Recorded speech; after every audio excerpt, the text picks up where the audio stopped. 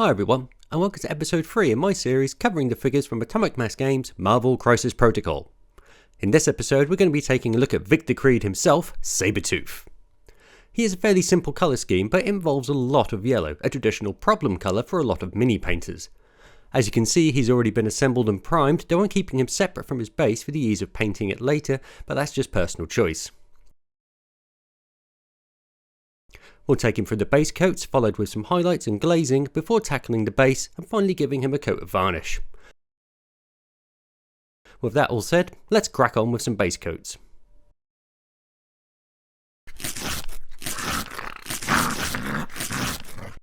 I'll kick things off with the face, using white sands for the eyes, then Bugmans Glow for the skin, a little Indian shadow for the tongue, and finally some Nacar for the teeth.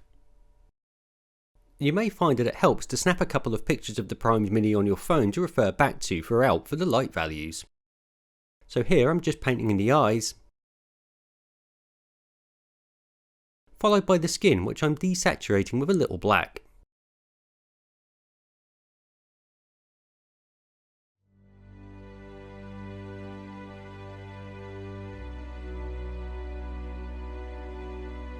I decided to add a little dark sea blue to the skin tone and use this for the chin and the upper lip area to create some tonal interest. I'll then use the Indian shadow for the tongue and the Nacar for the teeth.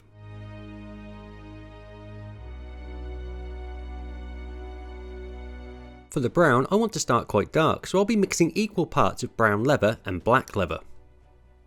For both the brown and yellow mixes here, I just want to credit the amazing work of Sarastro's painting, whose painting scheme for Wolverine heavily influenced my palette choices on this figure. You should all definitely check out his channel if you don't already.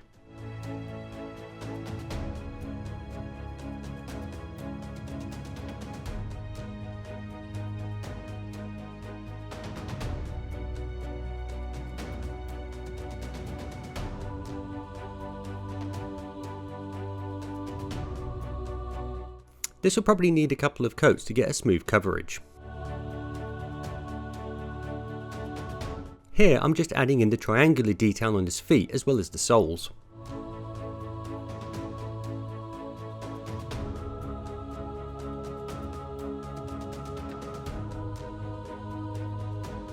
For the yellow suit, I'll be using Sahara Yellow mixed with some black leather.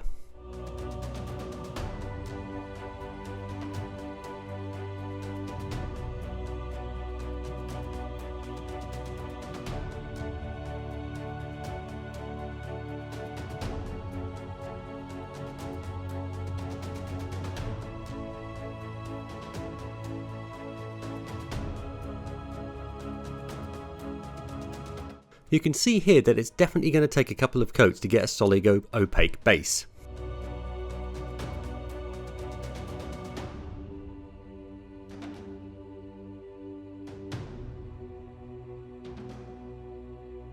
I'm just tidying up some of the brown here. And redefining the upper arm muscle to better balance the symmetry of the suit. For the bane-like fur, I'll be wet blending some brown grey and rainy grey together, and for the hair I'll use a mix of Sahara Yellow and orange leather. So here I'm starting with the brown grey, coating in the shadows and up into the mid-tones.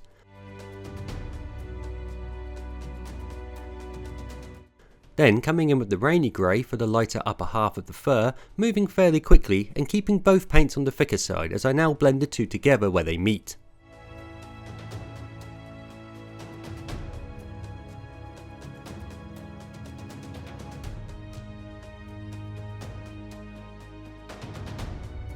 Here I'm just mixing the colours for the hair. I decided to add a touch of black just to darken it down a smidge. Then coating in the hair, mutton chops as well as we call them here, and the eyebrows.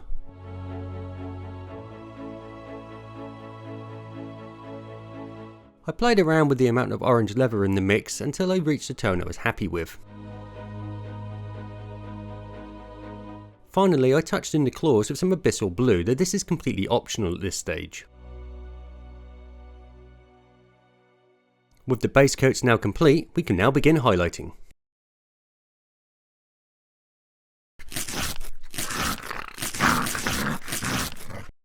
As the base for the hair is still wet on the palette, I'll begin there, adding increasing amounts of Sahara Yellow to the mix and building the texture up in layers.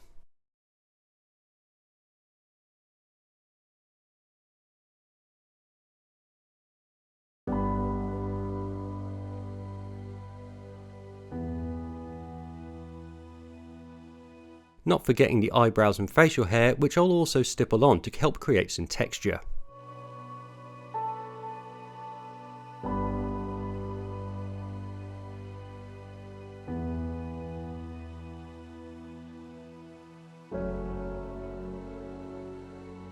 This is now the pure Sahara Yellow.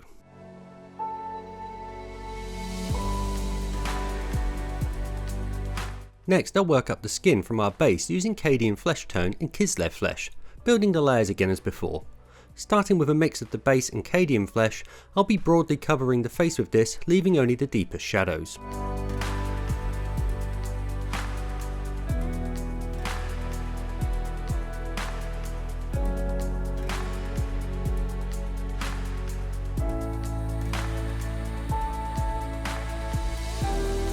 As mentioned earlier, I'm adding a little of the dark sea blue into each tone to build the highlights on the chin and the upper lip.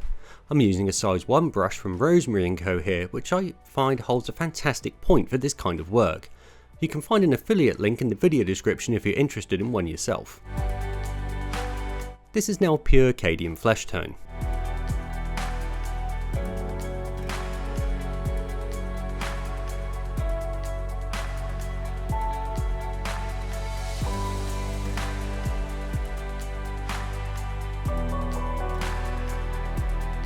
Continuing here to build that stubble effect.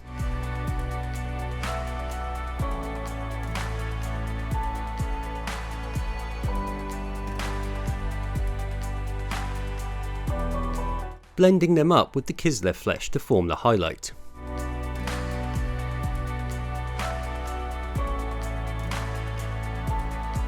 Then building on the extremities of the cheekbones and the nose tip. And I'm adding a touch of white sand to the Kislev Flesh for my brightest highlight.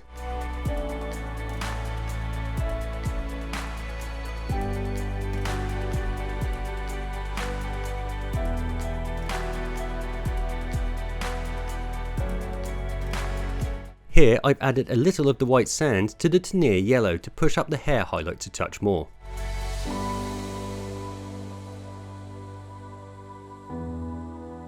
I'm just going to coat in the tactical rock that we all love with some Mechanicus Standard Grey to match the base scheme.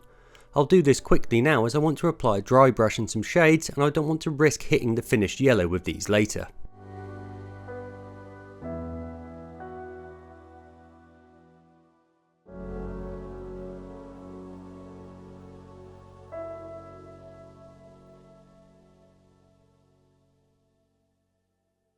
When those shades have dried, I'll give it a light dry brush of Screaming Skull before then tackling those yellows.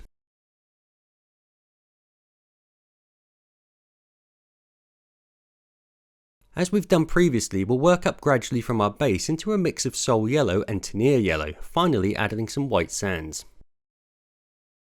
I'm first going to transition up to pure Sahara Yellow in a couple of stages. I really want to accentuate the musculature which is so prominent on this figure, so I'll leave the deepest recesses and keep drawing the paint up towards the light.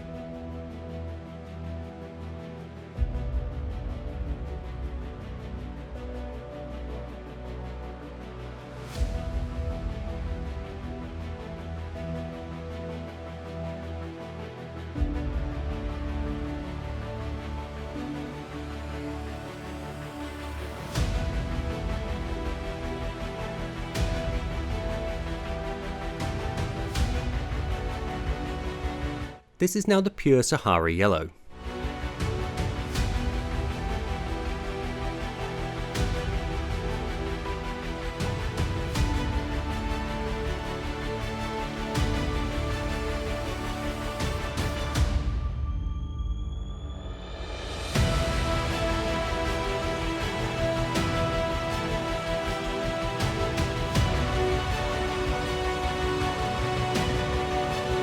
Here I mixed a darker base tone to help define the panel lining of the suit.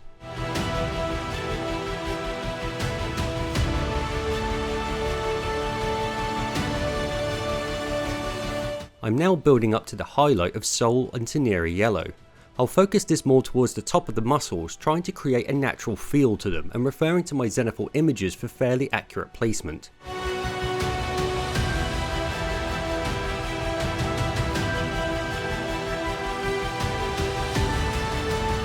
I might stipple it on to create a sense of texture.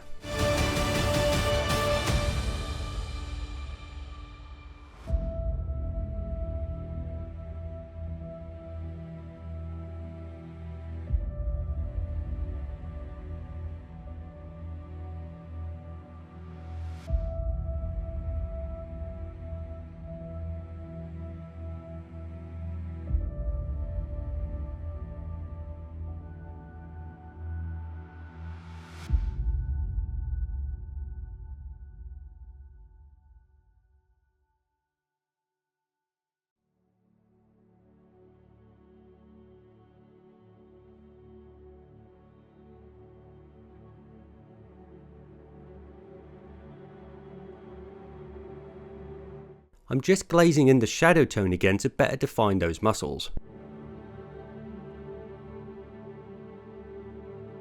And then continuing to build the highlights.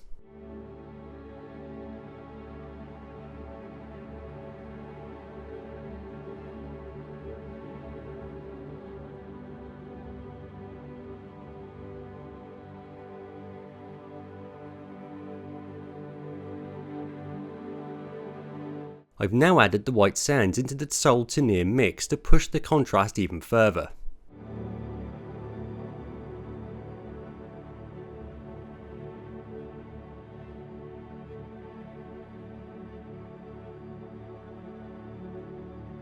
Glazing into the shadows again for yet more definition.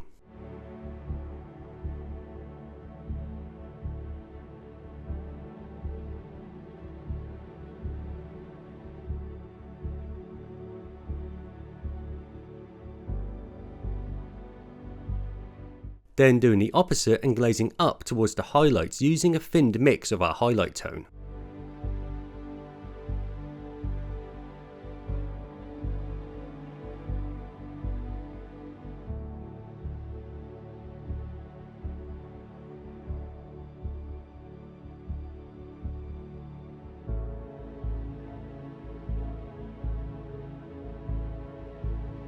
This is going to be my brightest highlight, stippling it sparingly on where required.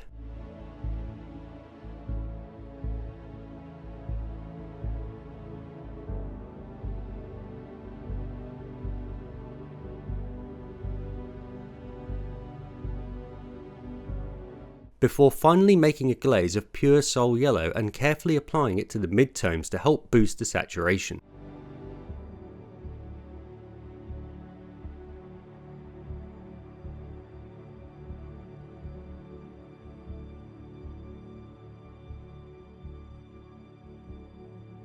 Although that was a tad long-winded, it was a complex process and I wanted to be as thorough as I could.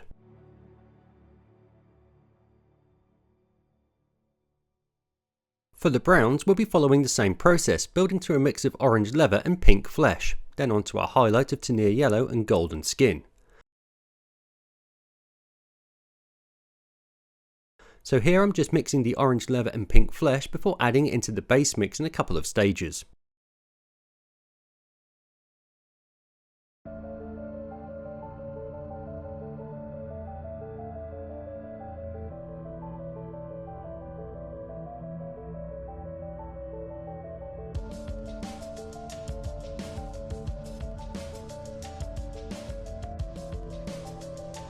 For the face, don't forget to pick out the mask on the bridge of the nose that I initially mistook for skin.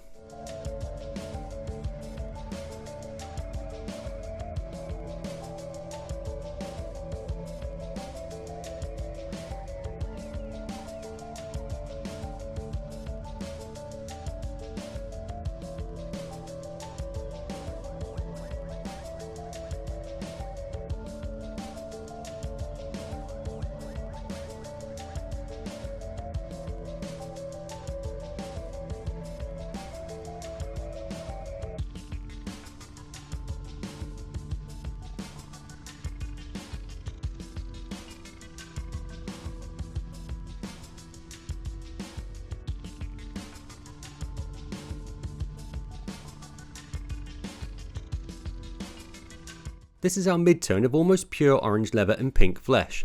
As before, I'm beginning to focus the highlights and I may employ some stippling for texture again.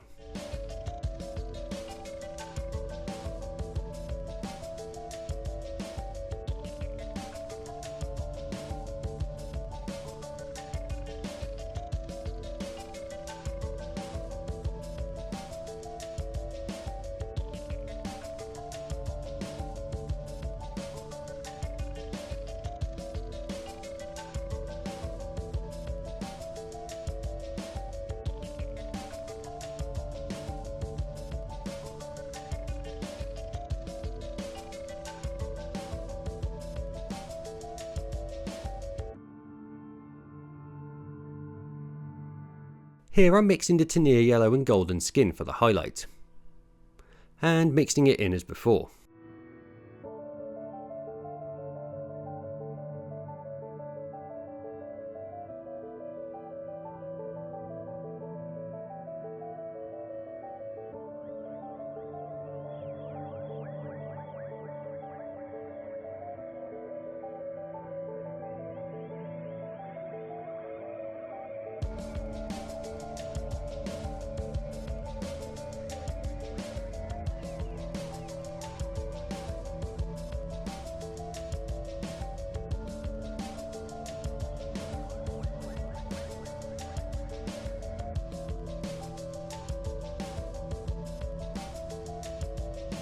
As ever, pushing the highlight up and reducing the area that we're looking to accentuate.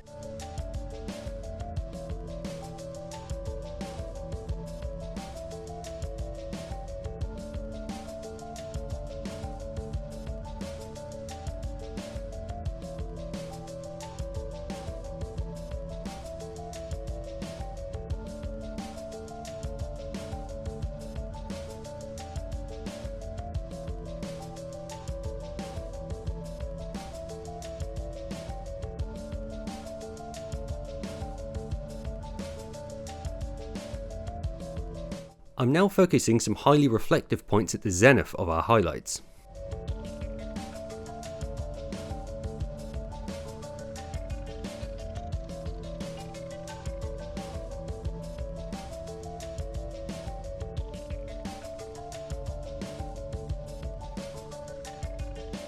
I might add a little white sands to really maximise the contrast again. You can see I'm being very selective here and generally stippling it on. There's an argument that this is just marginal gains, but I just wanted to really push the focus of light up around the arms to bring the focus more towards his face.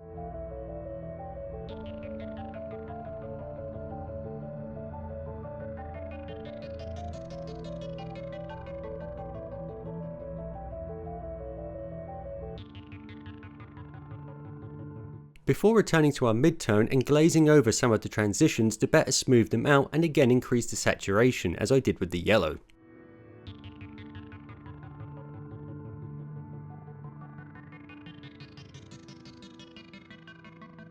Phew, just the fur and the claws left now. We'll begin with the rainy grey, then transition up to white sands in a quick fashion, using bearing blue for the claws.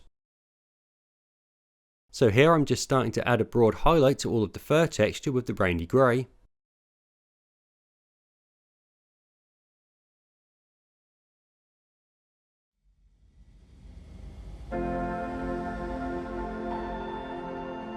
Then adding the white sands in a couple of stages and focusing the highlights more towards the tops and tips of the fur.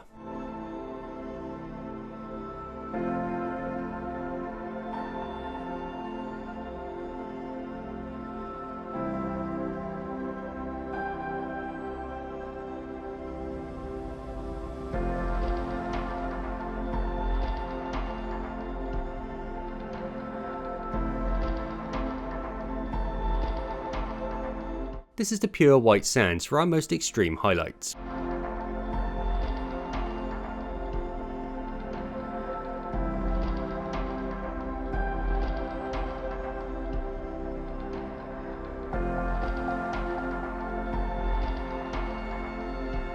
Finishing the figure off with a simple edge highlight on the claws with bearing blue.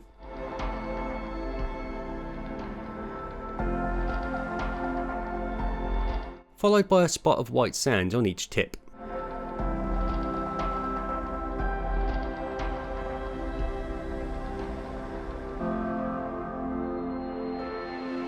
I'll then paint the base up as I did in the Antman tutorial, which I'll link above.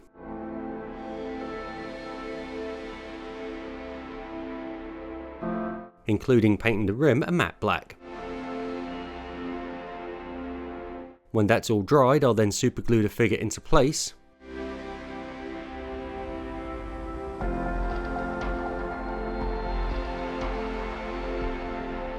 Applying some greenery to add interest, as well as some leaf litter.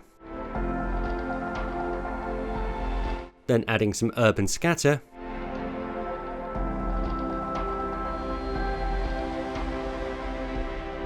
and when that's all dried, giving it the customary coat of ultra matte varnish.